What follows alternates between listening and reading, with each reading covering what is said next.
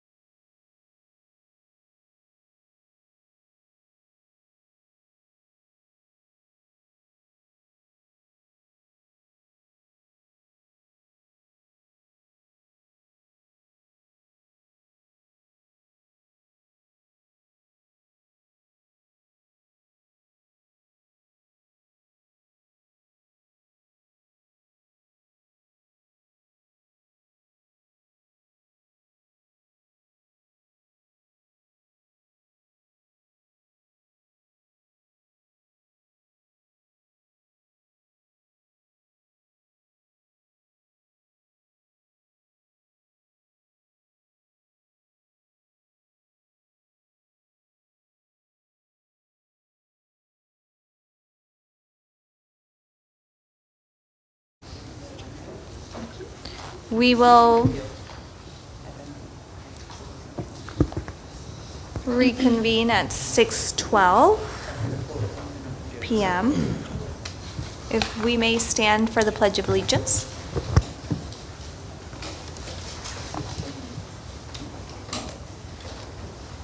Pledge allegiance to the flag of the United States of America and to the republic for which it stands, one nation, under God, indivisible, with liberty and justice for all.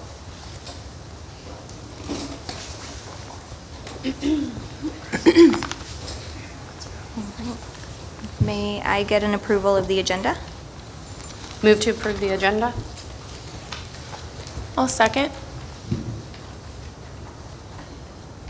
I have a motion by trustee Garrison and a second by Lopez White to approve the agenda. Preferential? Aye. All in favor? Aye. Opposed? And no one's absent. Public comment on consent and non-agenda items. The public may address the board on any consent or non-agenda item pursuant to the Brown Act during the period the board cannot consider issues or take action on any item not listed on the agenda. Time is limited to 3 minutes per person, per item, 20 minutes per topic. Do we have any public comment on consent and non-agenda items? H, closed session, reportable action taken. Today, our report out is the governing board approved the following classified staff: an 8-day groundskeeper, 3 days instructional assistant, 3 hours, sorry, 6.2 hours paraprofessional 2, and 3 hours instructional aide. The governing board approved the following classified resignation: a 6.2 hours day paraprofessional, 4 hours a day instructional aide, and 2 hours a day paraprofessional 2. And the governing board approved the following release from probation: 6 hours paraprofessional 1. If you have any questions, please see Kathleen.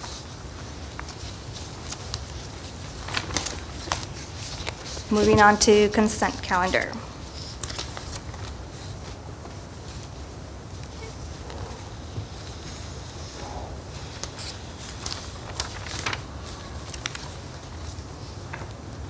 Are there any items that anybody would like to pull? No, thank you. No. All right. May I please get a motion? Move to approve consent. I'll second. All right. A motion for consent calendar by trustee Garrison and a second by Candelaria Orr. Preferential? Aye. All in favor? Aye. Opposed? And no one's absent. All right, association reports. Our California School Employee Association, Chapter 170, does not have a report. There's nothing to report today. Thank you. J2, Teachers Association of Cloverdale. No report. Thank you. Moving on to K, school reports. Jefferson Elementary School report by Michelle Holden.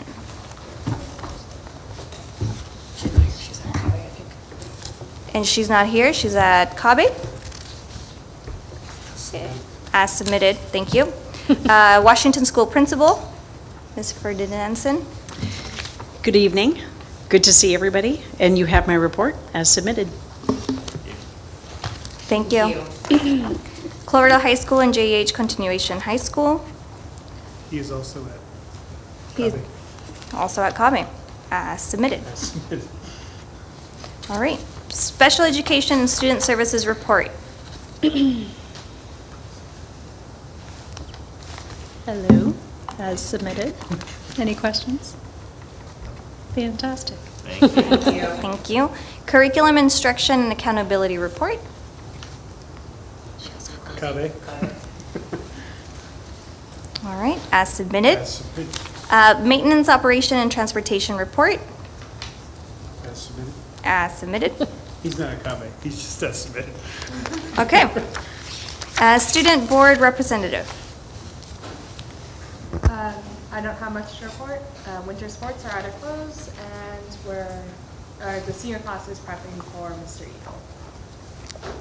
Can you tell us the date of that? No, but It's Wednesday, the 28th. February? Wait, what month? Next Wednesday, next week, February 28th. Time and place? East Gym, and I want to say 7, The 28th? Mr. Eagle. We have a meeting. so each year we have, it's almost, what would it be called, a satirical pageant. So it's where we have boys in our senior class go up and they present like talents and such. They have interviews, and it's a fundraising event for the senior class, for senior class trips. It happens following the Citrus Fair Queen, which doesn't So happen are there anymore, any but- talents? Oh, yeah. Okay. Highly recommended. You should Very see it. entertaining. It's not to be missed.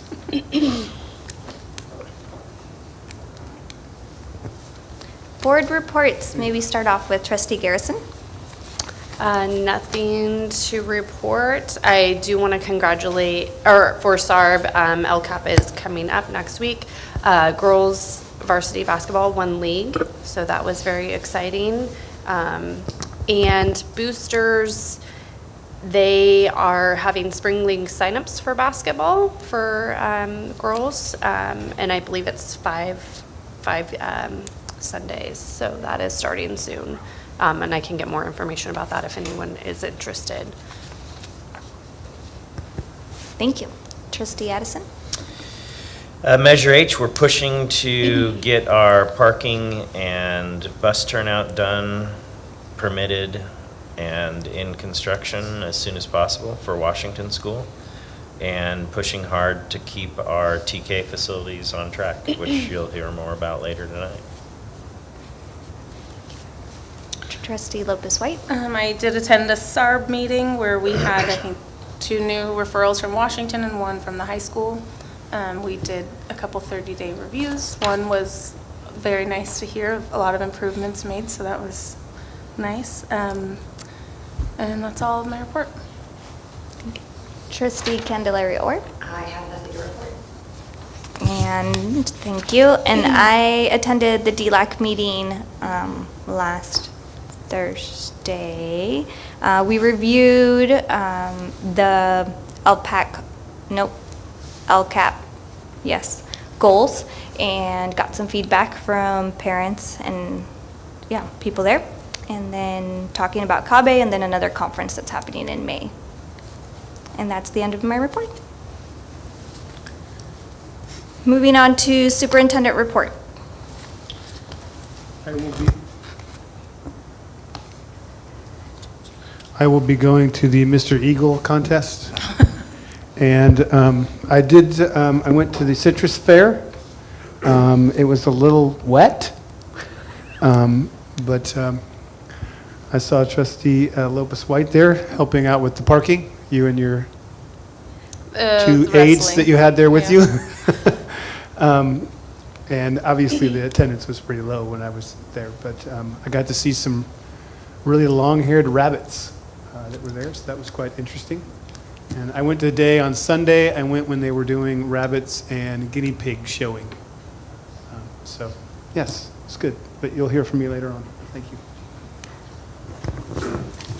Excellent. Moving on to report discussion, R1 Measure H update. Yeah, I think you'll see on there the different projects that Kevin always puts in there. Also, it talks in there too about in-progress projects. As Trustee Addison said, we're basically going to be pushing for the bus turnout on Washington Street.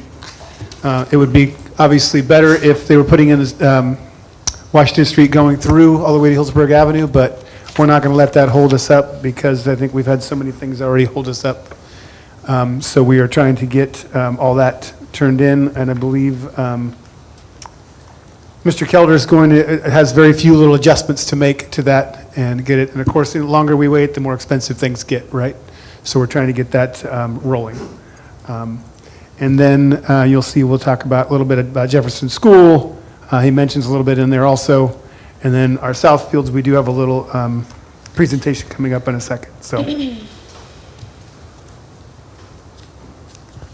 Thank you.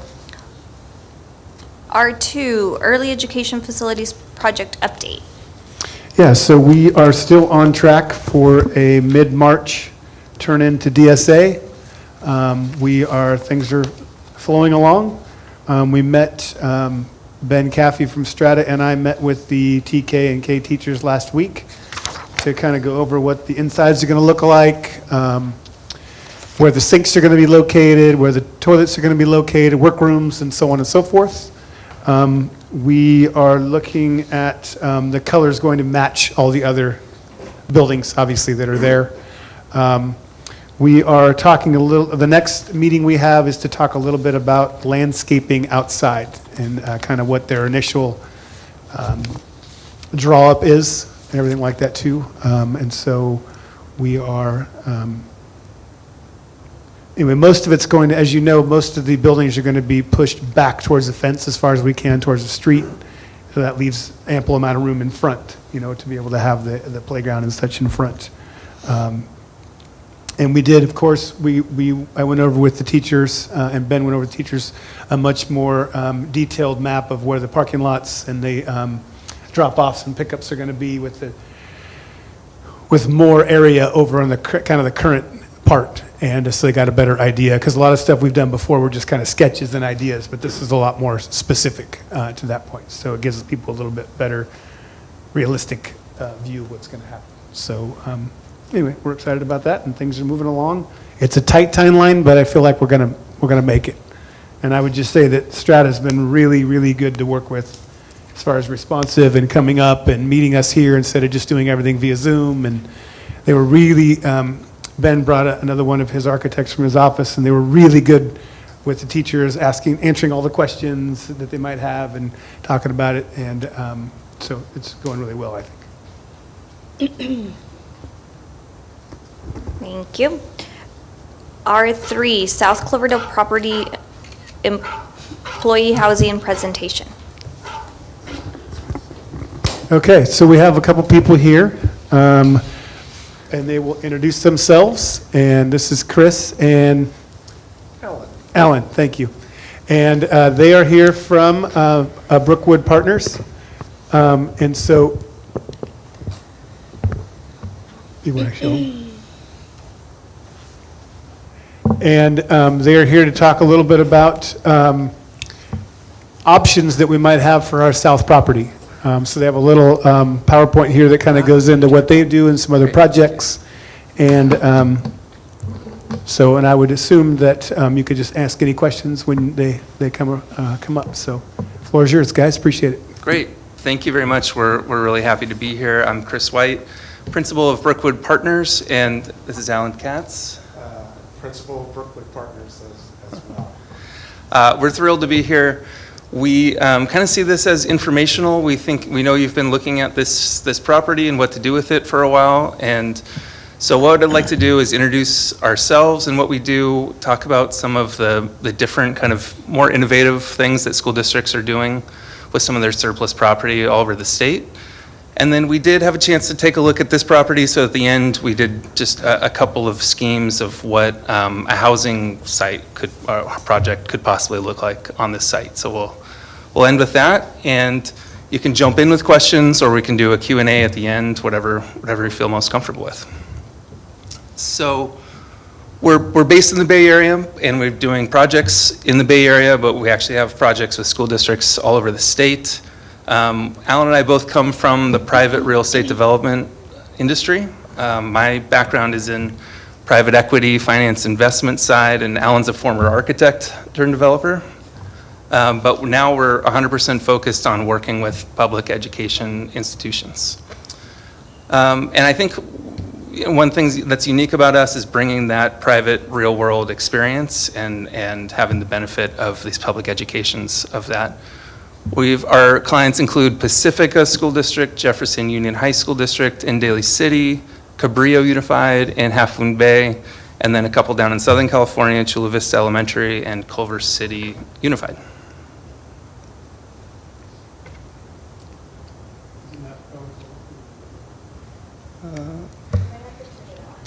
Okay. Oh, all right. Thank you. So this, we've had some conversations with your superintendent, and we think we understand some of the challenges that you're facing because these are common across lots of school districts that we work with. You're chronically underfunded. There's competition to attract and retain high-quality faculty and staff. And then there's limited housing supply, and housing costs are projected to just continue to skyrocket for the foreseeable future. And so we've been lucky enough to work with school districts to help them put some of these pieces together and look for underutilized or surplus land, and how can that be, instead of kind of a liability, how can you use it as an asset to try to solve some of these problems? So a couple of the ideas that we're going to talk about is generating a long-term revenue stream by developing a site to its highest and best use, which often is market rate housing, or building workforce housing that's exclusively for your employees, or a combination of the two, a hybrid that uses the market rate housing to subsidize lower rents for your teachers and staff. Thank you. So this is just one slide on a long-term revenue stream. This is a case study of our work with Serramonte Del Rey property with the Jefferson Union High School District in Daly City. This is a 22-acre site that's a former high school building that was shut down in the 90s. It's totally run down. It has structural and environmental, just sort of like mold in the building, and it needs to be demolished. And so they approached us a few years ago thinking, how can we, again, turn this liability into an asset for the school district? How can it generate a long-term revenue stream? And so we've been going through a design and approval entitlement process with CEQA environmental review and approvals from, we recently got a unanimous approval from the Planning Commission in Daly City, and we're going to the City Council soon. And you can see on the left, this is sort of the rundown existing building, and on the right is the vision for the neighborhood. It's, this is a higher density area. It can support, tall apartment buildings. These are anywhere from 7 to 14-story buildings with a total of over 1,200 units on the site. So, definitely different in scale from what you've got here, but I think you'll see that we're also working with some school districts in more similar scale. So now I'm going to talk about faculty and staff housing. School districts often ask, why would we do this? So it would be a tool to help attract and retain teachers and staff. We feel that teachers and staff should be able to work to live in the community that they serve, so they can be more integrated with that community. It'll cut down on commute times and traffic on the roads. If people are commuting, often we see folks commuting over an hour to get to their jobs, and that time could be best served, in the community and doing their job function as opposed to commuting. Just, turning a liability into an asset on the underutilized land. And then one thing that's interesting, if you use loans to build this housing, as those loans are paid off, there could be additional cash flow, which could go to the general fund, which could be offered raises to the teachers and staff who don't end up living in the housing. So these are 3 of our workforce housing projects that we're doing in the Bay Area. The top one is with Daly City, Jefferson Union High School District. That's 122 units that was completed about 1.5 years ago. It leased up right away. It currently has a wait list, and sort of anecdotally, the school district has no open positions for the first time in as long as anyone can remember. And all of the folks that we've spoken to really enjoy living there, so they really see that project as a success. And similarly, a lot of other school districts are kind of using that as a model and following in their footsteps. So the next one is 60 units of workforce housing we're currently in the planning process for in Half Moon Bay. and we submitted a pre-application and did some community outreach last year, and we're continuing that process this year. And then on the bottom are 70 units of workforce housing for Pacifica School District, and that was approved last year. So before we move off of this, these are 2, 3, 4-story buildings that are a little bit more, similar to the neighborhood character that you might find in Cloverdale. These are some of the FAQs about how does this work? How would a school district build housing for their workforce, right? So this is a case study on, again, that JUHSD project that was completed. We started the design process in 2018. Construction started in 2020, and move-ins were in 2022. Again, there's a wait list now, no job openings, so it's been really successful.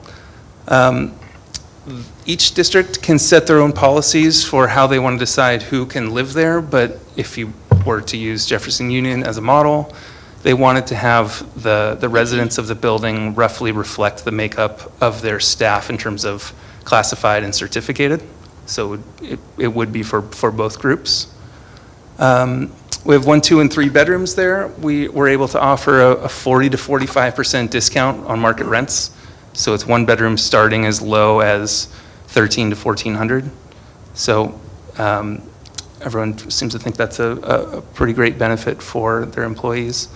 And finally, at the bottom, how would operations be managed? So the idea is that this would be a rental property, and they'd like to have folks live there for a long enough period of time that they can get a real benefit and hopefully save for a down payment. In fact, we bring in a financial advisor from day one so they can start planning for a down payment so that when they move out, they can perhaps get a condo or something like that. And, but on the other hand, they don't want folks to be there forever. They want them to move on eventually so that they can free up this benefit for others and hopefully attract and retain other great teachers and staff. In terms of management, we hire a property management company. Just like any other apartment building, they handle all the day-to-day repairs, maintenance, move-ins, move-outs, et cetera. And then there's a separate nonprofit housing board that was set up to meet bi-monthly, set the policy, set rents, hear issues, so that once this is up and operating, it's not something that has to burden your educational staff or these educational board meetings. So if people have questions or issues, they'll go to the property management company or that nonprofit housing board and not to you all. But, board members or staff members for the district can sit on that nonprofit board to the extent you're interested. And then finally, who's eligible? Again, this is totally up to each school district to decide, but they typically target low to moderate income households and focus more on full-time employees rather than part-time, and focus on current employees only. So that's always another question, is what happens if someone's living there and then they're no longer employed by the district. So Jefferson Union has a policy that if they move on from their employment, then they've given a grace period of 3 to 6 months to find new housing, but it would be time to move on so that they can use this again as a tool to attract and retain teachers and staff.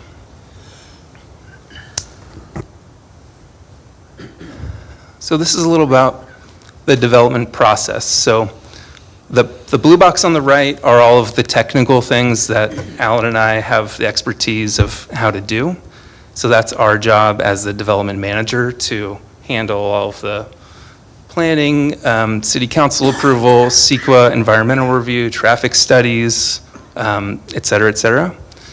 And then on the left is a little bit of what the process looks like as it unfolds. We start really early on with an employee survey to not only gauge interest and make sure that there's the demand and that we're sizing the building appropriately, but also understand more about where do folks currently live, what is their commute like, how big is their household, how many vehicles do they have, so that we're planning accordingly. And then we would go into due diligence, conceptual site design, et cetera, and then engaging with the city council, planning commission, and doing traffic studies. And then after it's approved, it does have to be approved by the local planning jurisdiction, so the planning commission or city council, as opposed to going through DSA like other facilities do. After that approval, then you can move into preparing for construction.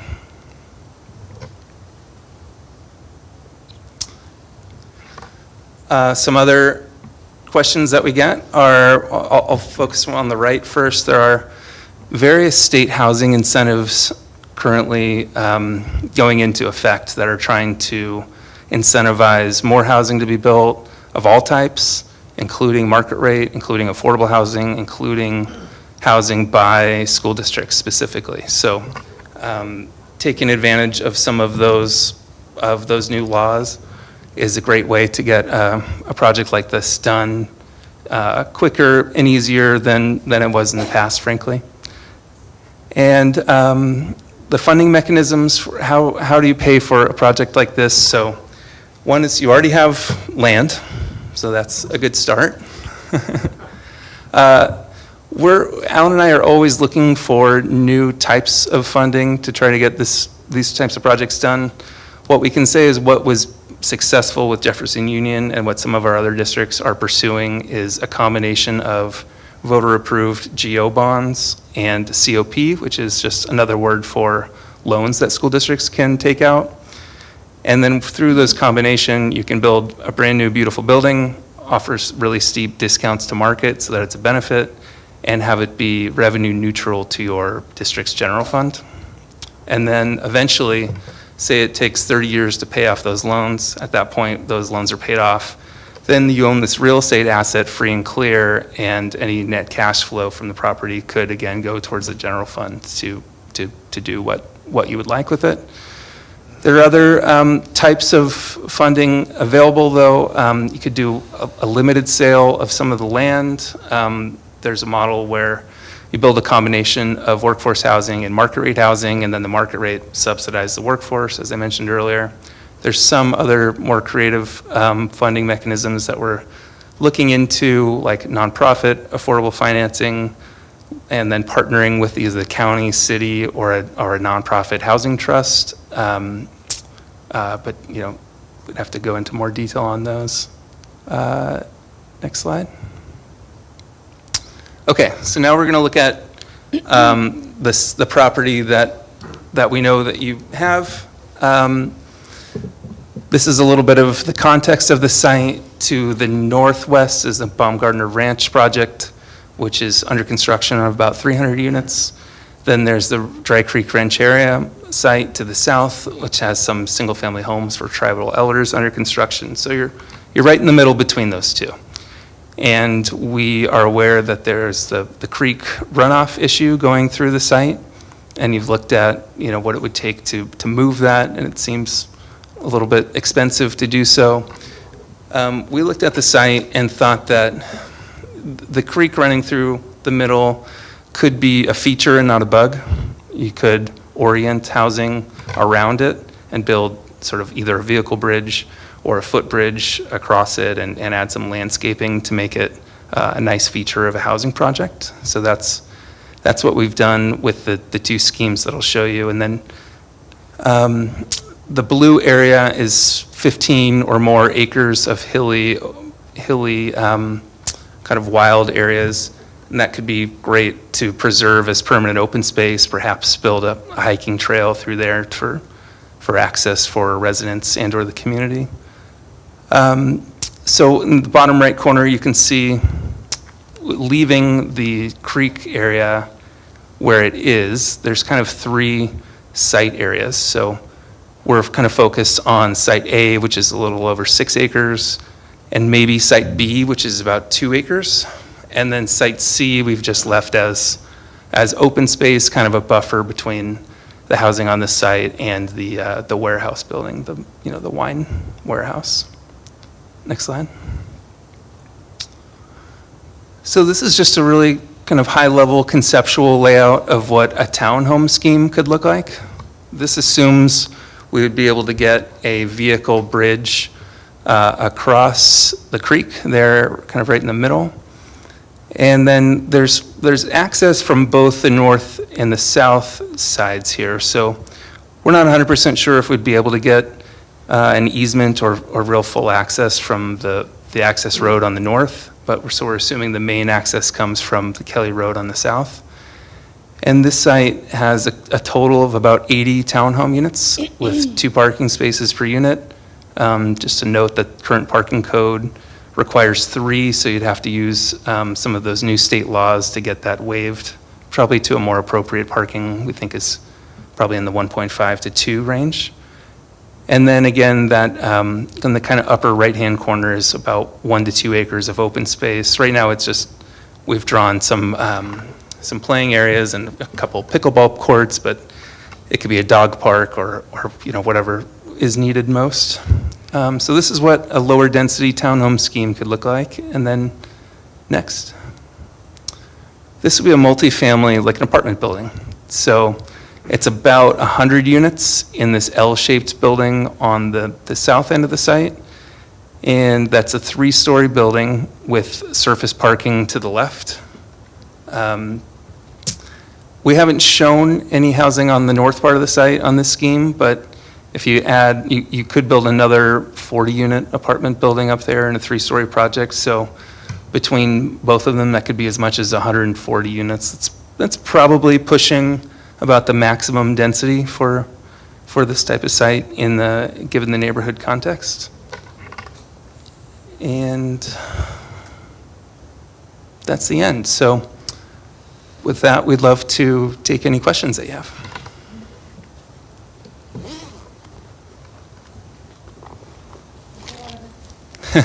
That was a lot of information. Thank you. I would say we'll be able to send you guys out the PowerPoint as well. Is because you just showed us apartments and townhomes, is a regular house not feasible because it would take up too much space? Oh, it's certainly feasible. I think, I think we're thinking about what feels right to fit on the site, to try to get to a density that could make the most of your asset. Mm-hmm. But if you decided to go single family, that's absolutely. Or can you do a combination of Sure. both? I'm just thinking of our staffing size with the district, both certificated and classified, not everybody is going to need to live in these, and I wouldn't want to have any unused space, but then you did talk about the ability to do a combination of staff and the general community, I guess, in there too, so. Yeah, absolutely. So I think we didn't really draw these schemes in what was probably the right number for just your employees. It was more thinking about what lays out well on the site. So then if you decided, say we did an employee survey and decided you need 50 units, for example, then we could, if it's an apartment building, we could size that so that one wing of the apartment building is 50 units and the other wing is separate, and that's another 60 units, and that's market rate, and that helps subsidize the 50 or something like that. Or you could just do 50, 50 units that are a combination of single-family homes and townhomes, and just leave it at that and do the amount that you think is right for your employees. Okay. There's just a couple examples of kind of maybe get the wheels turning about what's possible on this Yeah. site. We could probably overlay some of our other needs too, like maintenance facility down there on part of it, housing facility on part, fields on part.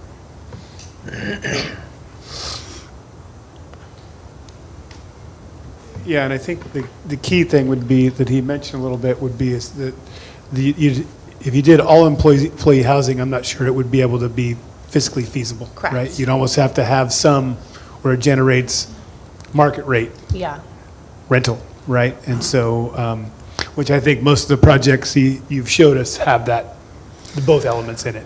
Well, sort of. I mean, the projects, so just the basic economics is that even though you already own the land free and clear, so that's not a new cost, but just given what new construction costs are in the Bay Area, you can't build a new beautiful building and then offer it at a steep discount on rent and be able to cover your costs without something helping to help subsidize it. And so that something can come from different places. It can come from a subsidy from the market rents, as we've been discussing. Other projects have been the GO bond from the voters. They might go, for example, we have one district that's likely to go this November out for a facilities bond, and it will be for a couple of different educational facilities and for workforce housing. So it needs some boost somewhere. You had the requirements or like, I guess, term of staffing to live there, which was, I think, 7 years. If with the general workforce, is there a term for them as well, or is theirs kind of open-ended? What was what that has been just- the practice, I guess? Was that just an idea of what some districts said, we could set our own Yeah. standards that we want, Every requirements? there are no laws or rules about Okay. this, so you can just make it open-ended. Folks can live there as long as they want. You could set it to 3 years, or other districts have found that 7 feels the right kind of Goldilocks spot. And then it can be maybe a little confusing when we use the term workforce throughout this presentation. We're talking about the school district employees. Okay. So the different categories would be workforce for your employees or market rate. Okay. There's also, if we use, this is where it gets a little complicated, trying to accommodate the city's affordable housing ordinance and state density laws and things like that. You may have to deed restrict a couple of the market rate units at lower incomes to make that work. So could be sort of considered workforce housing that's not for your employees, but that would be the minority. Are there any restrictions, or let's say hypothetically we go forward with something like this and however many years it's built and it's operating, and 10 years after that where the school district feels like they don't want this anymore, is there restrictions on the school district then selling that property as is? I don't think I've been asked that question before. Sorry. Because frankly, I think, let me try to answer it though, but I think it's because once you've frankly done that legwork on the front end to do it, I think that's when you've got this asset that's kind of operating on its own. It's helping you attract and retain employees. That's when you really want to receive the benefit of it. But if for some reason you wanted to sell it, I believe one of the new state laws, AB 2295, which is really could benefit this project a lot by streamlining the approval process. I think it requires that the district maintain ownership of it for some period of time. But if you really wanted to get out of it, you could perhaps do a master lease to an asset manager, so that they are dealing with the building and it never has to come to you. Although that is sort of the purpose of setting up the nonprofit board, is to have it be separate. But I feel like we could find a way to make that work. I have to say, it's a very interesting question, and as Chris said, we've not been asked that. But what we will do is talk to one of the law firms. We work with a number. We'll just get you an answer. It's a Okay. good question. I'm just thinking of protecting ourselves if things don't go as planned Sure. 10 years down the road and we are paying this project off, and then something happens and we're not being able to cover it. Yeah. So, I think it's a really understandable concern, and I initially felt that way when years ago when we started working on these projects, and then I think I got comfortable We based the Jefferson Union project on the San Mateo Community College District housing, which they've done 3 projects about 10 years ago, and they've all been really successful. And so they sort of brought us in and showed us all the inner workings of how to make it work well. And so I helped develop the operating budget and set the rents for the Jefferson Union project. And so we're confident we've got a contingency baked in and capital improvements that we're setting aside for, so that the building will be kept up and nice, and all that is sort of on autopilot, separate from your kind of facilities maintenance.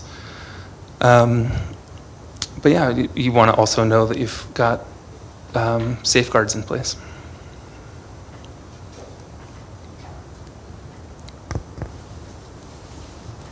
Okay, thank you. Do we have any other questions? We are going to be getting a copy of the presentation. Yeah, I think you have it, and I'll Perfect. just say it's wanted to present these new ideas to you, and Al and I are here in the Bay Area. We're happy to come answer any additional questions and see if we can help you with a project like this. Thank you. Thank you. Thank you.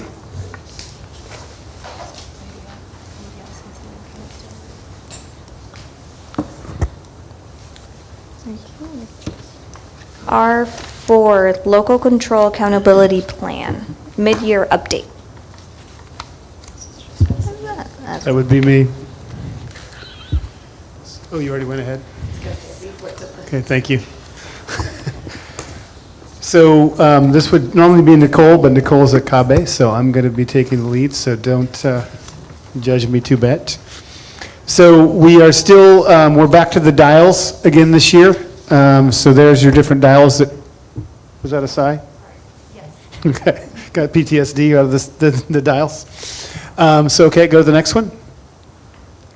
So, and again, I despise when people just read the, the slides as well. So you're going to do it? So I'm just going to do it anyway. Yeah. Anyway, there's the different academic performance things. So English language arts, mathematics, and the English learners and everything like that. These are the different tests that they use, the different grades that they are taking those on.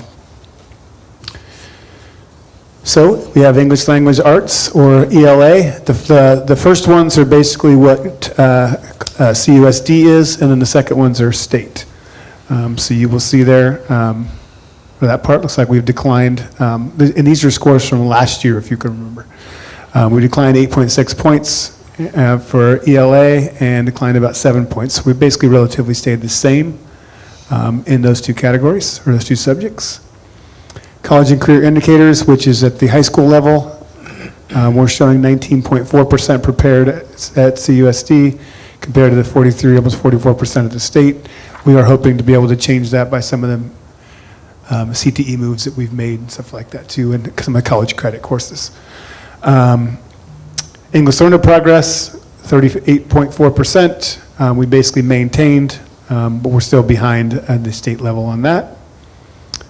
Chronic absenteeism, we declined, which is actually good, right? Declined is good, and then increased our graduation rate. And that's probably one of our highlights there is the graduation rate as far as that goes. Suspension rates, again, declining is good, and we are still a little bit above the state average, but again, I feel like we're making some programs that are helping with that. Our first goal was instruction, which is listed there. And then these are the different metrics. Within each one of the goals in the LCAPs, we have different metrics to be able to show. It's generally, the LCAP is a 3-year process, right? So we started in 2019, and we are done this year, so we have a complete rewrite for next year. And then you can see the different graphics that are on there. And these are all also in your packet too, so kind of flying through them, but I know you've had a chance to read them for a week also. Keep going. And then there is also the metrics for Goal 1. This is Washington. And then the high school, the graduation rates. And so on. Goal number 2 is our ELD goal, which you have. And again, there are English language learners results. So for example, you have a reclassification rate metrics. There's the baseline that we started in 2021, and then there's our mid-year progress to the far right. That's just one example. So go ahead. There's goal 3 for the social, emotional, and support and intervention. And then here's our different metrics. So we're talking about referrals and suspension, attendance rates, and chronic absenteeism. And then go ahead, we have expenditures. That's it? Okay. Oh, yeah. Okay, thank you. And then you have that in there as well. So if you guys have any questions on the expenditures, I think that Patty's here also to be able to help. But again, this is all stuff in front of you, and we are required to bring the mid-year review for the local indicators to you. So if you have any questions. And it's nothing to approve, or it's just a matter of seeing it. I did notice that in the expenditures, we have like assessments, there's still nothing like budgeted, and then there's nothing spent. For example, assessment, $5,000, and then there's a 0 expenditure. Can you just talk a little bit about over 3 years? Sure. Hasn't been spent, or, yeah. So this is for the current year, the 23-24 school year, and based upon the LCAP budget for that year. So we go through and look at the expenditures and give you an update as to what we are anticipating spending this year. The one thing we're running into with funding is a lot of the one-time funds are offsetting. And when the original LCAP was written, there were a lot of actions that were happening that were funded elsewhere. So that's why you'll see the action, but you might not see a supplemental concentration dollar attached to that because it's being paid elsewhere. And what we're finding now, we have about a $200,000 balance that has not been spent in the supplemental concentration funds. So what that would look like then at the end of the year when the books are closed, if we have that balance still in there, it would then become a carryover into next year. The state now recognizes that supplemental concentration dollars aren't always totally spent, and so they have created the carryover process for those funds. However, with one-time funds exhausting, we're going to be seeing the need definitely back in place with the LCAP itself in addressing those needs. Yes, so really the idea is to spend the one-time stuff first, right? And to be able to keep the stuff we can carry over. Yes. And so we've tried to do as best we can with that. Yeah, and we're technically, too, about 3 years into it. Yeah. And that's why they, I believe, have devised this carryover piece, because Right. it is happening throughout this state. We got such an influx of one-time funds through all those different things that didn't make sense to keep spending our reoccurring, or the ones we could keep. But we Right. needed to spend the ones that we were going to be losing. And So- a lot of the LCAP goals are incorporated into the one-time dollar expenditure plans, so they do kind of fit or mirror each other, if you will. Thank you. Any other questions? Okay, R5, requested letter of support for the Sonoma County Smart Train. Yeah, so we received this as an email, and you'll notice that it's not necessarily an action item, but it's more of giving direction to staff on how we would like to proceed. We can certainly, so what I have in the board packet here is the email that I received from Ms. Parker regarding the SMART train. And of course, I am new to the area, and I think this probably has some long-term conversations about. And so naturally, I don't want to make or put speak for the district if I don't really know what I'm speaking about. And this feels like, to me, it's a little bit of a, dare I say, political issue. And so, which I guess most things that school districts do are political, right? So I just wanted to have you guys have a discussion, certainly, about whether or not we would like to send this. As you can see, there's also I guess it would be a template that they're wanting us to be able to send to the Secretary of Transportation. But again, I feel like that, anyway, I think I've said enough about that. So I think we're just looking for directions on whether we want to send it or not. I'm all for sending it. I And- think, And I guess one more thing, my understanding is that they're looking at funding to create the train or finish the train all the way up to the Cloverdale Station, I believe. It's a little different than that, but Okay. it's a partnership between the county, the city, SMART, and the Summer Bridge project to basically bring infrastructure to Cloverdale. So for the city, that could be better bike lanes, sidewalks, things like that, so the city has a portion of this grant. For SMART, it's to do the planning, to finish the planning and design to bring the SMART train to here. We finished our train station in 1998, so we're hoping to have a train someday for that. The clock did work the day I was hired in this district. It no If you longer build it, they does. will come? Is that what? Yep.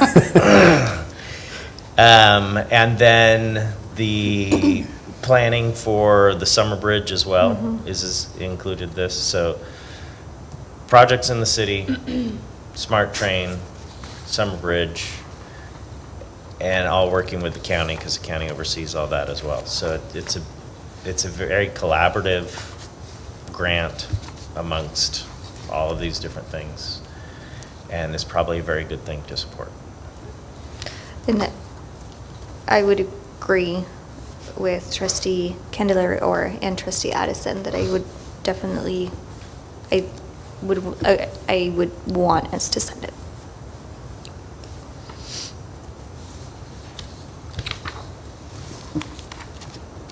Is it being submitted on behalf of the district or the trustees, or do you? Well, I think if it comes from me, it would be I would be the person sending it, but Okay. I'm not doing it On behalf of the district? it would be on behalf of the Yeah. district. I'd be representing the district, put it that way, yes. They're not asking Glenn Sinistro, they're asking Superintendent Sinistro to send it. It's the way I read it, unless you guys read it differently. I'm in favor of, Yeah, it's district Sending it. support. yeah. Yeah, looking for. Well, that was easy. Any, okay. I hope the summer bridge is the Asti Bridge, right? Is that the same thing? Okay. That would be nice to have full-time. And no guarantees, by the way. It's all planning stuff. Awesome, and thank you. Okay. All right, thank you. Moving on to discussion and, discussion and action. S1, consideration of acceptance of donations. So here, we would like to accept the donations and vocalize our appreciation to Mountain Mike's Pizza of Cloverdale, who donated personal pizzas to all teachers at Washington School. And also Karma Dog Construction and All Coast Forest Products Incorporated donated 30 cuts of pig meat to the Cloverdale High School staff. And we thank you for your endless support.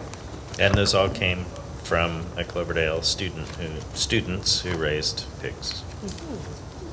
Do we know what they did? Sorry.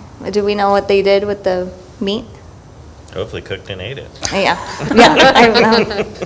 no?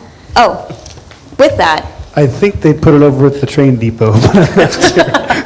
I move to approve the acceptance of donations. all right. Motion by trustee Garrison and a second by Candelaria Orr to consider acceptance of donations. Preferential? All in favor? Aye. Opposed? And no one's absent.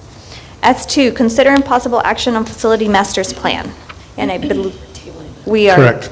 We will be tabling. Jennifer Gibbs is sick today. Table S2. S3, consider and possible approval of therapeutic alternative self-contained program serving 5th through 8th grade students at Washington School.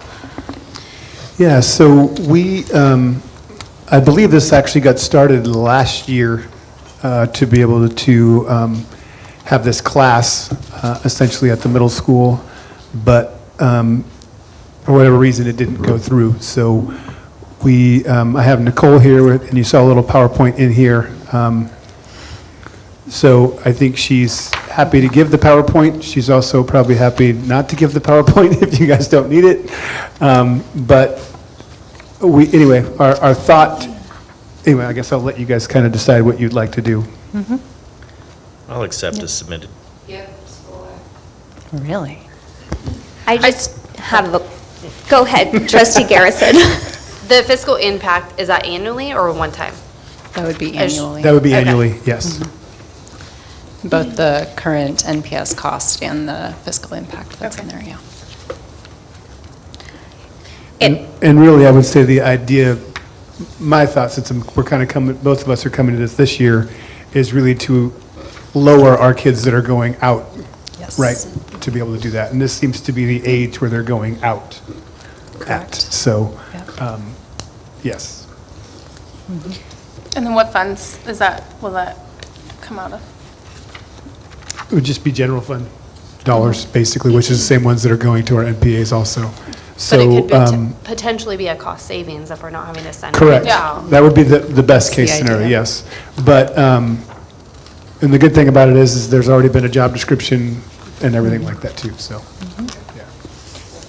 And I would think that this would go really well with our MTSS work that we're currently working on and doing. As well as actually what we discussed at LCAP meetings about our goals and what we want to be using our funds and whatnot. Just say you're letting her off very easily tonight. I feel very lucky right now. She's like, just go ahead and make a motion, please, and go ahead and get it. So I'll make a motion to approve discussion action item S3. I'll second. I guess I just have one more question. What would it look like, because right now at Washington, we kind of keep 5th, 6th separate from 7th, 8th grade, and this class would be combining them It with would. one teacher and any, I guess, Correct. assistant. So what would that look like in the classroom, or because it's a smaller setting, it's not as? It would be a very small setting, yes. So we're looking at, between 2 and, I would imagine, a maximum of 8 students. Okay. So very, very small setting, very individualized. So if you spent any time in like special day class type settings, you could imagine that kind of thing with work really individualized for students and that sort of small classroom culture. And then is the thought that a student might be in there and then eventually feel comfortable enough to go back?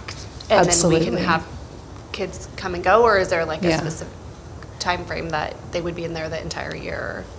So the model that I've worked with the most is called the tiers model, and it has a very structured system for kids really showing that they're respectful and safe and responsible and being able to almost earn their way back into the mainstream setting Okay. by showing those skills.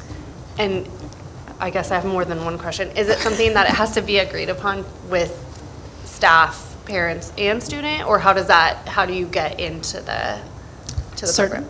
Yeah, so if it's through the IEP process, certainly, it would be an IEP team decision. Okay. And then we've also been talking about having an administrative review panel. Yeah, and I would say there needs to be, it can't just be, for lack of a better term, a dumping ground, right? Correct. There needs to Right. be a committee that decides, Right. is this kid a right fit for that? It's not just going to be, well, I don't want him here, so got to go elsewhere. And that's why I'm saying it would be helpful to, the idea would be to keep them off an MPA, but sometimes the behaviors are such that they need a different program too. So it wouldn't Right. entirely eliminate it per se, but we'd hope to be able to catch most of those, would be the idea. But Yeah. much like JEH is not supposed to be that either, right? It's supposed to be the right kid that goes there so he can be successful and stuff too, so. And I mean, I know we talked about this last year and hopefully having it, but just, I guess, asking those questions again so it's fresh in our mind, Yes. so. Thank you. Absolutely.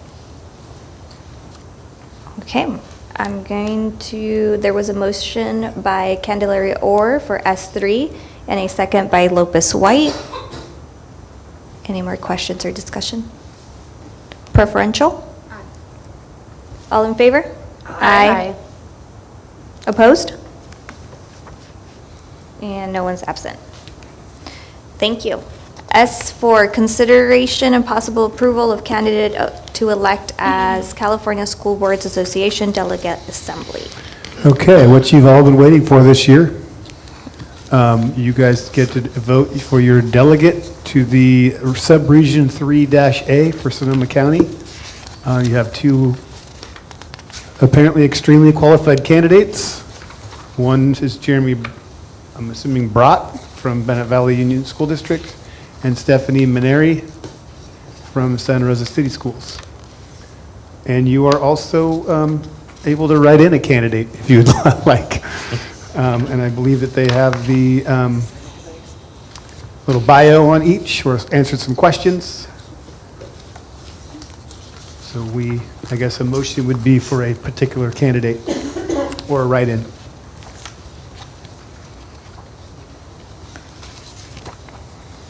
Does anybody have a motion or questions, discussion? I'd make a motion for Jeremy Brott. He seems the most experienced. Motion for Jeremy Brott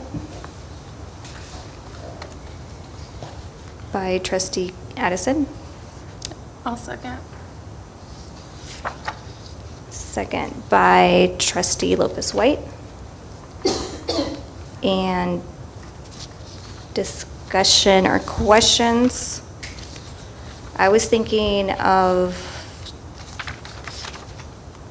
Marineri, who was having different, although she's been on the board for shorter amount of time, there has also been a lot of things that she would be able to add and contribute to the selection of CSBA. I agree.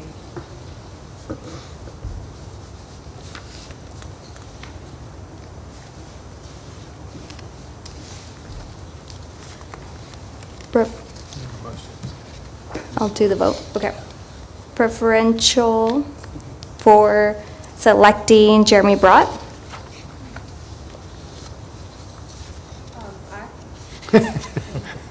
Be confident, just go right out with it if you want to. All right, all in favor? Aye. Aye. Opposed? Aye. Aye. Isn't that nay? Nay. Aye. Aye. Aye. 3-2, and no one's absent. So there was a motion by trustee Addison and a second by Lopez White. Okay, S5, consideration and possible acceptance of the 2022-2023 audit. Move to Ms. approve. Mills, would you like to come up, or did you want to take the same route as Ms. LeVey did? As submitted. Good evening. You had the audit report in your board packet. Are there Ms. Mills, can any I interrupt for a questions? second? Yes. Just you want to may. remind the board that these might be the last times that you can Harass. grill, and I don't know if harass is the right word. Grill, I think, is a better word, or Move ask- to approve. Motion by trustee Garrison, second by Candelaria Orr. Preferential? All in favor? Aye. Opposed? And no one's absent. I gave him the opportunity. You did. Thank you. Thank you. Thank you. Patty. She's not done yet. S6, consideration and possible approval of the, 2022-2023 audit findings and recommendations certification of corrective actions. Any questions regarding our one audit finding?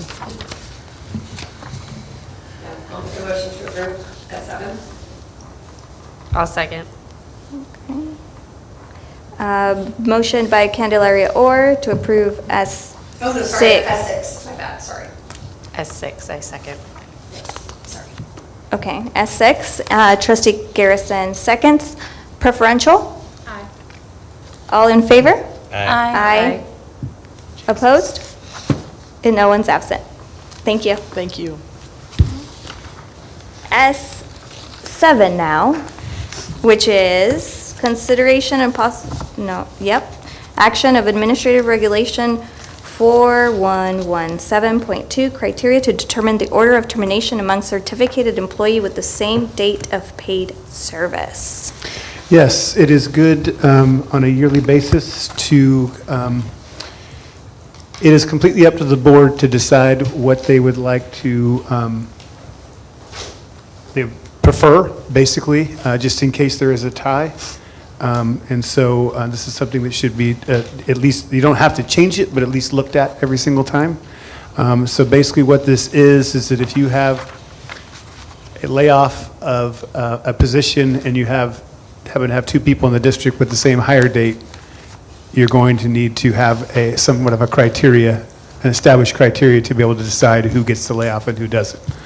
And so what you have here, which is, this one is it's a common one, which is a common criteria, which is credentials, years of experience, and you can see A through J there basically, and then it assigns a point total to each of that.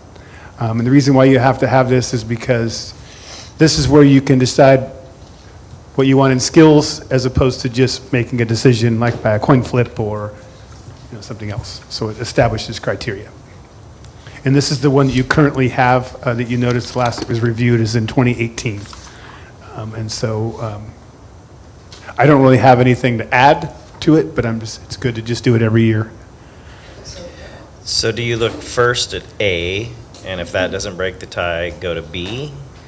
And if that doesn't break the tie, go to C? Or do you go through, or do you add up the points for A through J and see where it lands? We've added up the points A through J, total points. Total points Correct. A through J. And generally where it gets, two different spots. Generally, it'll either break the tie at B, which is, if somebody comes in and they're new to the district, somebody's been teaching 20 years as opposed to one, their first year. And then also, E also sometimes will break a tie if somebody's bilingual. A lot of times people only have one certificate, one subject or teaching credential. And very seldom do we see people with an H, with the National Board Certification. Under criteria and then application of criteria, E and F are flip-flopped, I believe. I'm sorry, say that again? Under criteria, E says multiple language skills relevant to district, but under application of criteria, it's item F. Do we want those to be aligned, or does that not matter? Yeah. Oh, yeah, that's it, yes. So I didn't even pay attention. God, that's twice I would tonight. pick one of them and flip-flop them so that they're the Oh. same. I'm not sure if any of the others are like that, but I just flip-flopped. Is it just those two that don't match up? I think so. Yeah, so it's just a little mistake, but yeah. And if you can see on F, which is supposed to be E, it just gives +1 for Spanish, right? And that would obviously depend if you had multiple languages that were in our district. And really, the life credential doesn't really happen too much anymore.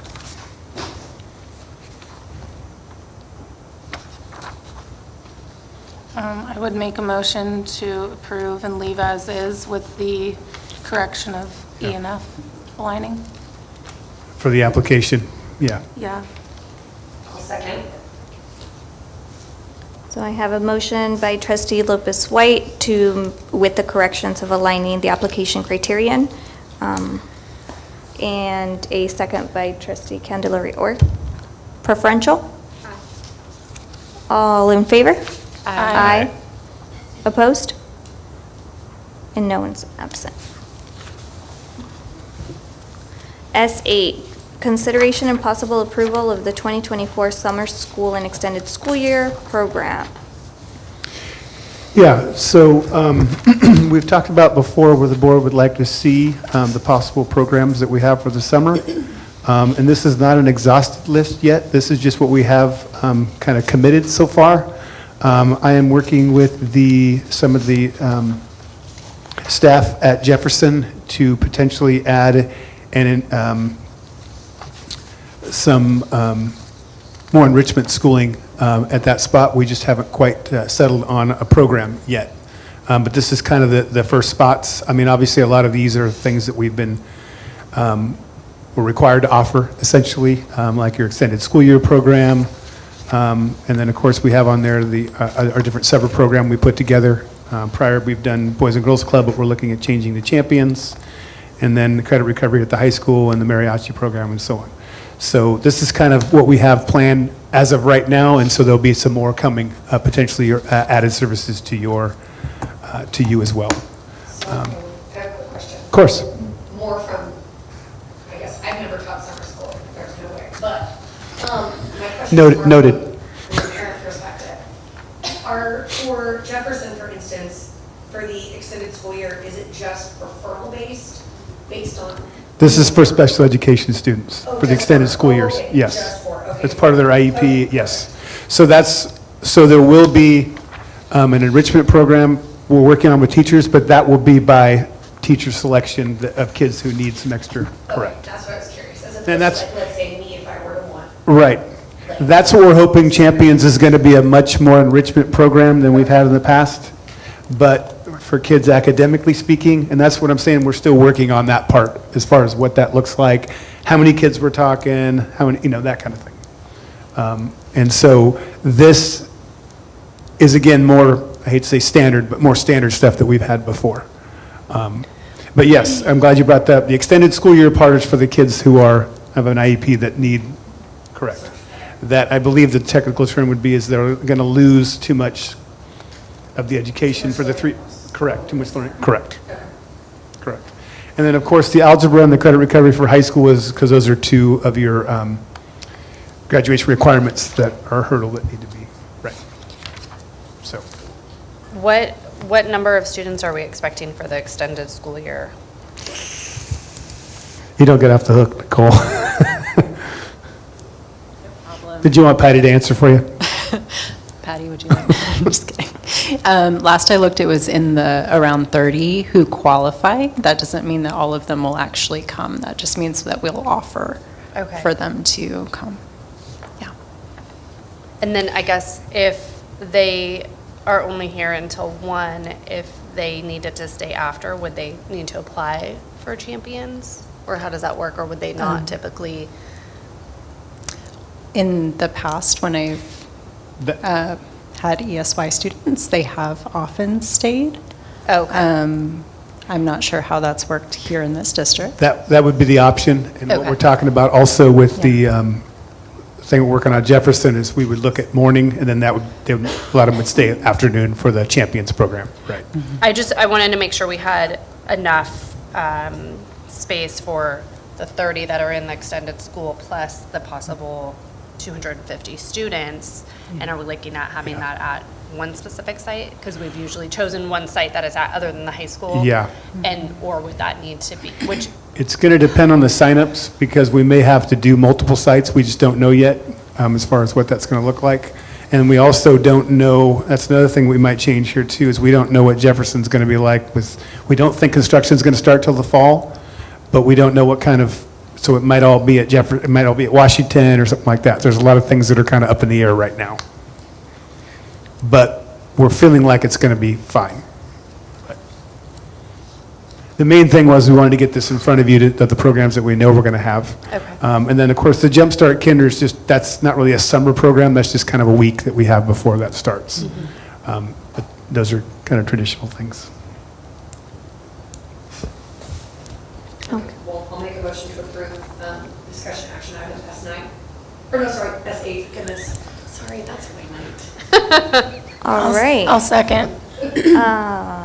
Let me say it back. Trustee Candelario Orr motion to S8, second by Lopez White, preferential. All in favor? Aye. Aye. Opposed? And no one's absent. I actually have a question I just thought of. Do we allow students that are not enrolled within our district to come to any of these programs? Or do they have to be a student enrolled within our district? I would say for any of our school quote-unquote school things, it would be our students. Okay.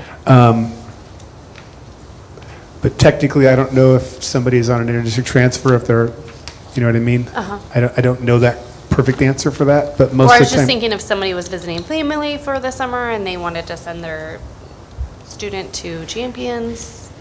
I didn't know. Yeah, I don't know that answer right off the top of my head, but most of it should be for our students. Okay. Not to say that they couldn't, For our school-based programs anyways. correct, Okay. correct. Okay. S9, consideration and possible action item on board bylaw 9323 meeting conduct. Did you want to take this one? You can, Okay. So at the last board meeting, we talked about this, and then I believe you sent us away, staff, a way to come up with some different options that were vetted through legal. And staff decided to include a couple board members to help with that. So Preston and Gabby and I met with Danielle with Schools College Legal Services to kind of task her with coming up with a couple different options that we have to deal with our meeting conduct. The main part of it had to deal with the public comment and the public participation part, as I'm sure you could see. So in that, the first board policy you see there is the one we currently have. And then the second, or the first one I should say, says option 1, which is the comment cards that are submitted prior to our item being called. And then you can see in the, I don't know if it's red in your area, or at least it's lined out and underlined, if you had black and white, and where you have a couple different spots there on that board policy. And then on the next one, you have option 2, which is no comment card required. And then, of course, that just takes some of the prior stuff and gets rid of it and changes some of the language. And then option 3 is a 1-hour period for a comment on all items. And that is quite a bit different language. But again, I think it's all in there. So you have 4 different versions. The first version is what we currently have, and then you have 3 different options after that. And then I'll kind of let Gabby and Preston add anything if they want to that. Are these all options approved by legal? Correct. She's the one that came up with the wording. Yes. And then I guess, depending on which one we chose, then we would also have to align that with our governance handbook? Correct, because the board policies are what dictate everything, right? Okay. So then on the front of our, I'm glad you said that. So on the front of our board agenda and our board governance handbook, and then our, this board policy would then all be in line. But Okay. we start with this one, and then everything else is catered to Okay. that. So then Kathleen and I would then go and use that language to put everywhere else. And then that would also update our little presentation part that we have up here on the TV. So everything would kind of, but this is the document, it's a legal document, and everything else would then go off of that. So I think that was it, unless anybody else has any questions for me on that. and I did, because you stated that page 471 is what our current policy states. And our current policy on number 2, it says here, the board will give the members of the public an opportunity to address the board on any item of interest, and public starts within the subject matter either before or during the board's consideration of the item. Correct, that's currently what it says. However, Yes, I know. They're all 3 different. this is a 4th one. No. The current board policy, the front of there, and our board of governance handbook has all 3 different, little bit of different nuanced language. They're not in agreement. Correct, but, That's why we're cleaning up policy first. which then showers everything And else. everything flows Correct. out of But policy. there are is 4 correct. in front of us. There's the current one, option 1, option 2, and option So 3. I what's- think that's what you're trying to Yes, clarify. and there's currently on our agenda is not following board policy of this is our current board policy. Correct. I'm just Correct. trying to make sure that I have it all you are. Yes, that's correct. straight. So, but I think to Jackie's point, she made a good point, that we have our current board policy that almost contradicts itself. and then we have 3 other options to go with that. So clearly, we're saying you probably wouldn't go with the original we currently have, right? It would go to the 3 other options, right? Any other questions, clarification? Is the, because I've seen this happen where somebody needs a translator, and so of course it takes twice as long for them Yes. to say what they say. And that is in, I see it redlined in option 3, that somebody using translation services gets more time in order to allow the translation to happen. Shouldn't that be in all options? And maybe I missed it in the other, but it's just redlined in this. That's, I would agree with you, yes. I just think no matter what we do, we should consider putting that in whatever version. Agreed. Because, somebody gets like 1 minute out of 3 if they have a translator. Right. Yep. So I'll turn off my microphone now. So definitely, 479, bottom, last paragraph, 4 lines. yeah. I would agree with that as well. It's also government code. So keep that in all, in And whatever whichever option. one we pick. So, yeah, so what he's saying is no matter what, not what he, but what Preston's saying is that no matter which one we do, we're going to make sure that language is in there regardless. Make Yes. sure, yeah. Make sure we follow the government Legal code, basically. is- Yes. Okay, good. So do you mind if I start discussion? Go for it. I know that whenever we were hiring superintendent and everything, one of the things that we kept on hearing was communication, transparency, let's make sure that we give people ample time to be able to, comment, accessibility. And I think that not only extends to the superintendent, but the ones for the board trustees as well. And I think if we have that vision as a board to make sure that we're as transparent and communicative, because let's be real, we get emails, but really the president is the face. I can completely get rid of option number 1. I am going between option number 2 and option number 3. Only because I think it lowers the threshold for all of the hoops for people to be able to come in and comment. So I just know that I would like to nix option number 1 from just personal.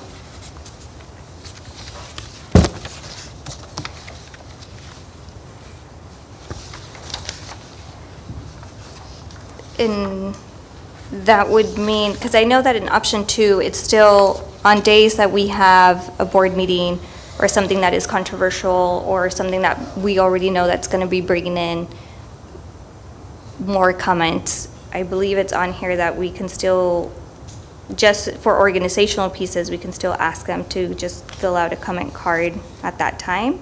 Or we simply just take time to organize before we have public comment. And that would be, I would say that those responsibilities would be with the clerk and with the board president. And I also found the language for the non-speaking English on here. Yeah, it's It's on, here. it It is in on. some- It is, yes. yeah. It's on one Just and in a on different spot. But we have it, so we know. We have it, so we know we can Yeah. add it. Yeah, it's right here. So that would be something to consider on clerk and board president ask for option 2 and option. So option 1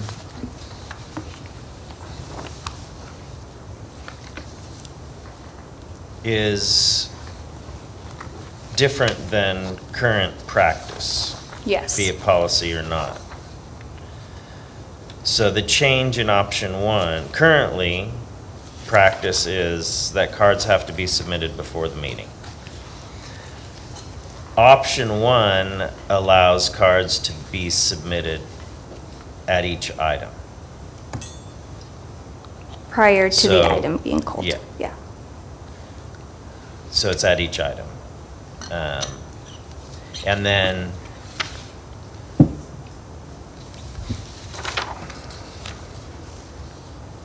it's the other 2 options don't have any cards being submitted? That's a question? No, we still have, for option 2 is no cards submitted. We're still going to just, And what I envision for option 2 would be, okay, if you would like to comment on this item, please go ahead and stand behind the podium, state your name or the name, and then 3 minutes, go on. And so they would make a line. Option 3, you would still be,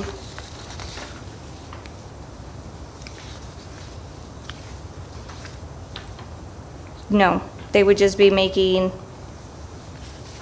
we would just have a item on the agenda we have public comments on non-agenda items and agenda items. All at one time. All at one Yeah, time. so option 3 is one comment period One comment period. for every single thing on the agenda, Or not. or not on the agenda. Correct. All at once, at some point in the meeting. Right, so the idea, you would put it somewhere, beginning, middle, end, wherever you put it, preferably Beginning. front, right? Because if they're going to talk about anything, and then anything on the agenda or anything not on the agenda within the purview of the board, all at one time. I wouldn't be for that one. Just throwing it That's out there. 3. Yeah, number 3, I don't really, doesn't pique my interest very much It seems more helpful to have the comments with the when we're talking items. about it, yeah.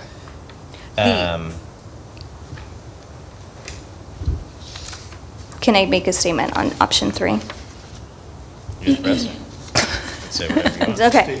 A statement away. So the only thing that I was thinking about in option 3 is looking at the vision of how we run our board meetings and having our discussions be able to be our discussions. And so option 3, if we just hear public, it's just, I'm not saying yes or no, it's just one place.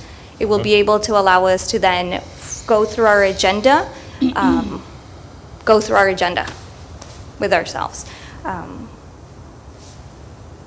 which is, Yep.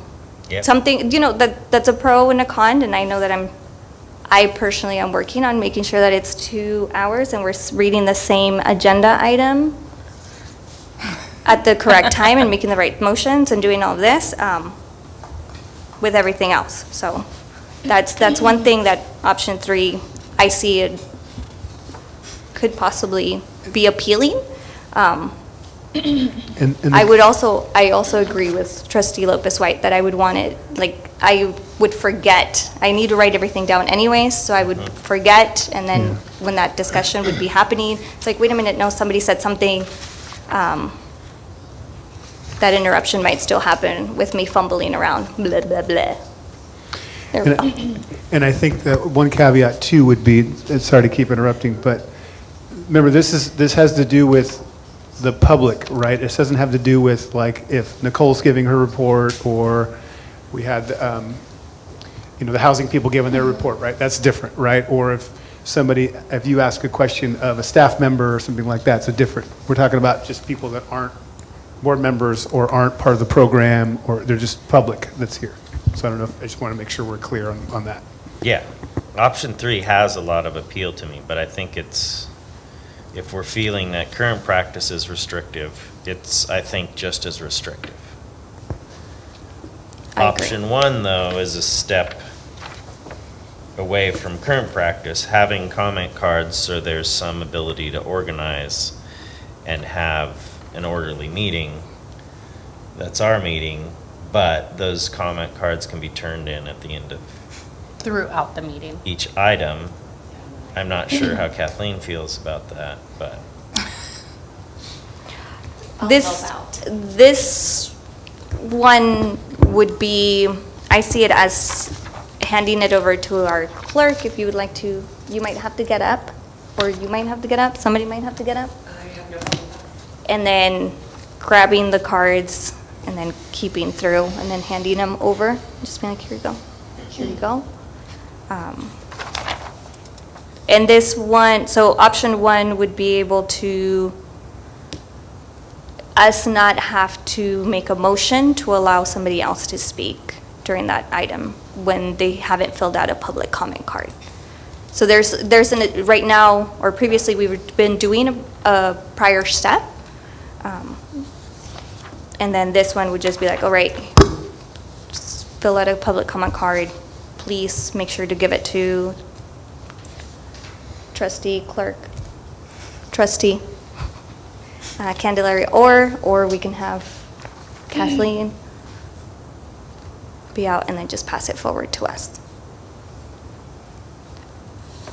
And therefore, no motion would need to happen. I'm just looking at option 2 as a compromise. Like, I feel like it's kind of a little bit of both for me. Even though I can see the arguments, and I love all of the arguments everyone's making in favor of different ones, I just think now I'm kind of leaning towards option 2. It's kind of a good hybrid between the two of them. I prefer option 2 as well. There's no limits on option 2. Option 2 is pretty much open-ended. And doesn't put any Well, it restrictions. does say for option 2, and the board will limit the total time for public input on each item to 20 minutes. So there is at least some type of limit on how much they can at least speak on one particular agenda item. Yeah, other That's than the current, though. time, it's pretty, yeah, that's always been the But I'm policy. just saying that it's obviously already. And this one would still be the 3 minutes, public Yeah. comment for 3 minutes as well. It would just be if you have a public comment, please make sure to line up, Yeah. is what I envision. I mean, But I don't know. For me, I'm indifferent on them. Option 1, I think, helps us be more organized.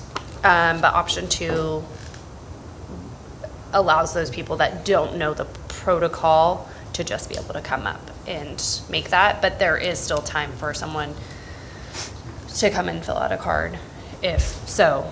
I just feel like option 2 really gives everyone a very open opportunity to come in and participate in any way that they're able to, I guess. And that's really important for me as a board trustee, is Well- making sure that people feel heard and it not be. You could still So- do that with option 1. You would just Well, have not to make a motion. necessarily, because in option 1, it says, for members of the public who wish to address the board on any agenda or non-agenda item must complete a comment card, which must be submitted prior to the item being called by the board president. So if the board president, someone who's never been here before to a board meeting, here learning, or whatever, or maybe just wants to talk and hasn't made up their mind, they would have to submit a comment card before the president calls that item. Whereas it too, let's say someone's sitting there, doesn't know that they want to say something, and then something else strikes and they feel like it's important to say something, they can get up and say it. And I would just point out that Jackie and I were here before we had these rules, when it was like option 2, and every comment period can go on and on and on to the limit that there is. And it can be completely disorganized. I think, as Trustee Mendoza-Torres said about making a comment at the beginning of public comment for each item before calling the item. So I think under number 1, if we were to go with option 1, under number 1, we should add something like, prior to the item being called, board president will request public comment cards. There should be something like that to trigger that the item is being closed. That That the you need to previous- put in, if the previous item's closed, if you want to comment on the next item, let us know you want to comment.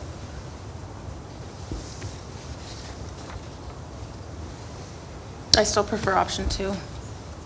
I just, Me too. And I'll just say, I won't vote for option 2, so I think 1 is already a big change, and I think option 2 is a complete extreme, and just throwing it all to the wind and not having control of our meetings.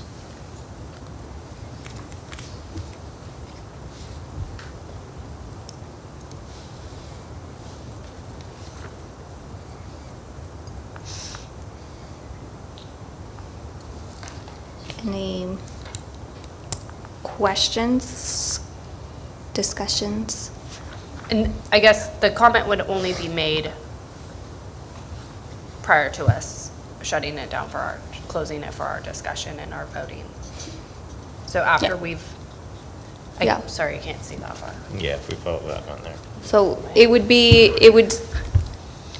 to my understanding, and maybe, let me just state my understanding would be the staff gives the report, board asks any questions, okay, now is the time for public comment. If you would like to make a comment on this item, please line up behind the podium.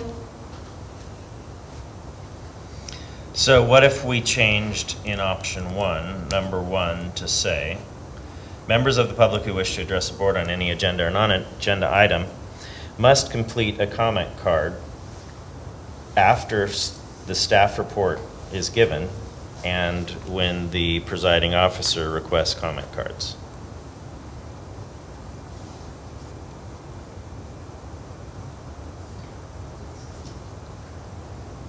To Would I- align it with that procedure. Would I just be reminding Every time. every time, or just like, hey, Yeah, and just be like, if you, because I've heard from several people that public comes in and don't understand how the meeting runs. Okay, I would say educate yourself. But, because all these things are published, they're there, they're in our policies, we go through it every meeting, we have things at the front of our agenda that say how it's done. But in order to clarify, then yes, with every item, you'd say, we're at this point in the agenda, we're collecting comment cards if you wanted to make a comment on this item, and then we'll go into public comment. So that it's totally clear to everybody. We're actually saying these procedures to people and helping explain it.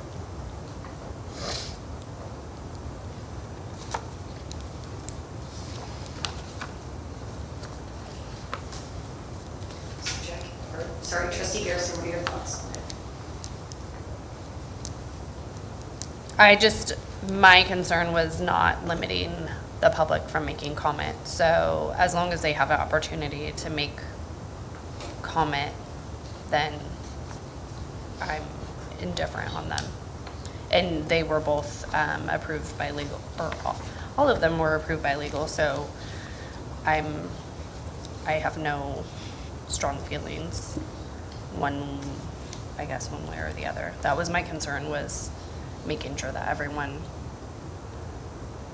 has the opportunity, and these all allow it, so some of them are,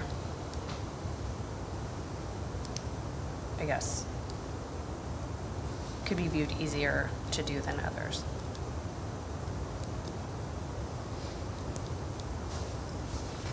And some help with organization, but at like a meeting like this, it would seem very unnecessary to have it, but there are meetings, so, it's hit or miss, so it's hard to make a decision on it with this being the type of meeting that it is, because it's like, oh, we don't need a comment card. But then I know there are those meetings where it would be really important to have a comment card, but we just need to pick a direction and go with it, so.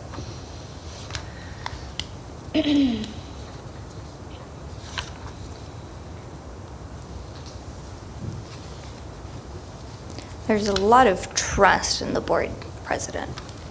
After reading these thoroughly, where I'm like, oh. I'd be happy to make a motion for option 2. I would second the motion. Okay, are we ready to, any other questions or discussions? Student board representative? No, I do think that since we're a smaller town, option 2 is a lot more feasible because we don't have as many people coming in. We're a much smaller district. I do like that option 1 has some bureaucracy to it. It just helps everybody have a system to rely on, but I can see option 2 working just fine in our school district.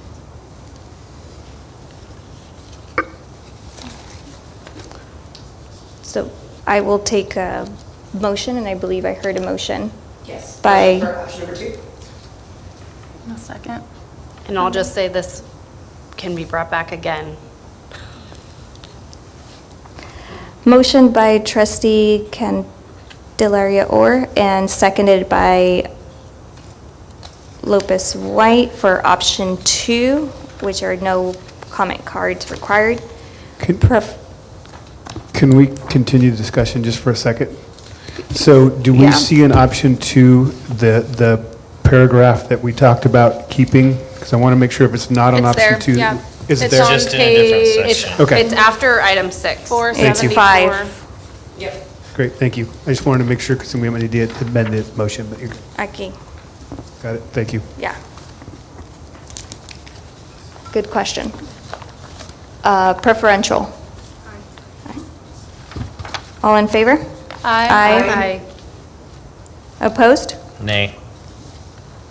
And no one is absent. Okay. So I'm going to try to bring it together here. Oh, you're going to So- summarize? Yeah, so we'll work with, Kathleen, I'll work with you to figure out the language we want to put on the agenda. That's what I mean, the agenda, and then also on our board governance handbook, as well as make sure those fit what we want to do. And then governance handbook will come back to us for approval, but does this and does the agenda and the screen need to come back, or just the governance handbook? Well, correct. What? You said correct. No, they'll all be coming back, yes. Okay. To make sure the language is all exactly how it should be written. Okay. But I just want to work with Gabby just to make sure what we're putting up there is what, to bring in front of you guys. Gels. Okay. No, so, yeah, so that, just to make sure that we've approved the board policy, we don't have to do a second reading because it's just updating the one we currently have, but we'll bring back just to make sure that everything matches correct. S10, consideration, and I believe this is something that we need to table. Correct. So S10 is tabled. Future, till Monday. February 26th. Future agenda items, T1 field use agreement, individual, T2 individual athletic team budgets, T3 developer fee justification study. Any future agenda items that we would like to add? And our, the last two, we're going to be at the March meeting. We're going to be bringing the T2 and T3 at the March meeting.